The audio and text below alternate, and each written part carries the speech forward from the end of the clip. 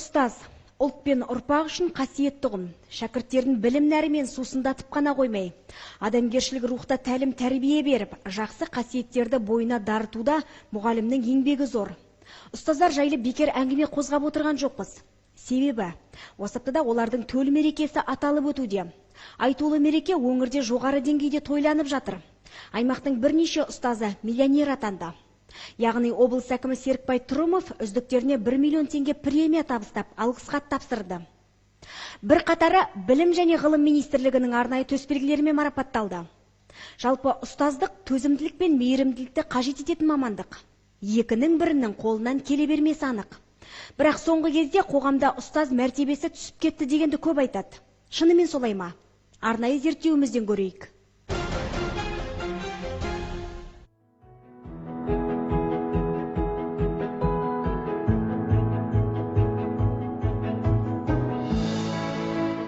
Мейірімгүл Кемал, тарих пәнінің мұғалімі, жұмысына ерекше ілтипатпен қарайды.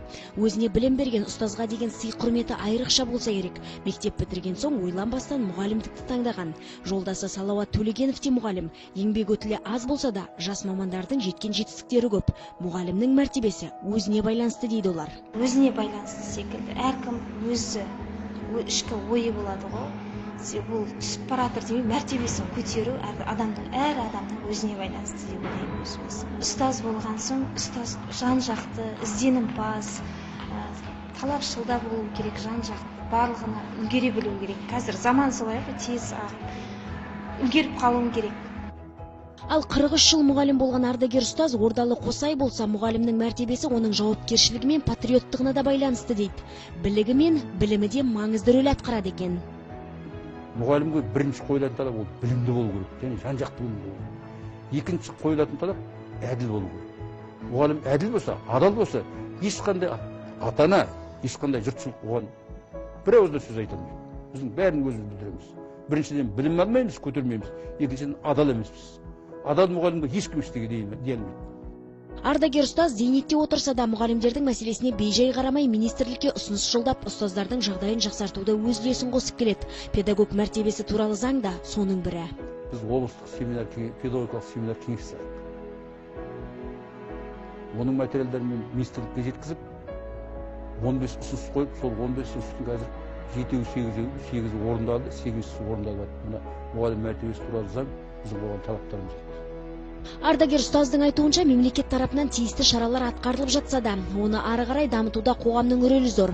Әсіресе мұғалімге ата-ананың қолдауы маңызды екен. Осы орайда ата-аналардың ойын білген едік. Я очень довольна. Өзімде балаларымда ұстаздарды жақсы көреміз және сыйлаймыз. Ұстаз қашанда мәртебелі мамандық. Сейчас столько креативных программ. Креативті білімді болса, кез келген ұстазды сыйлайды. Өзім мұғалімдерді ерекше құрметтеймін. Ұстаз болу оңай емес. Мектепке де арнайы ат басын бұрып, оқушылардың да пікірін тыңдадық. Менің түсінігімде мұғалім жақсы адам.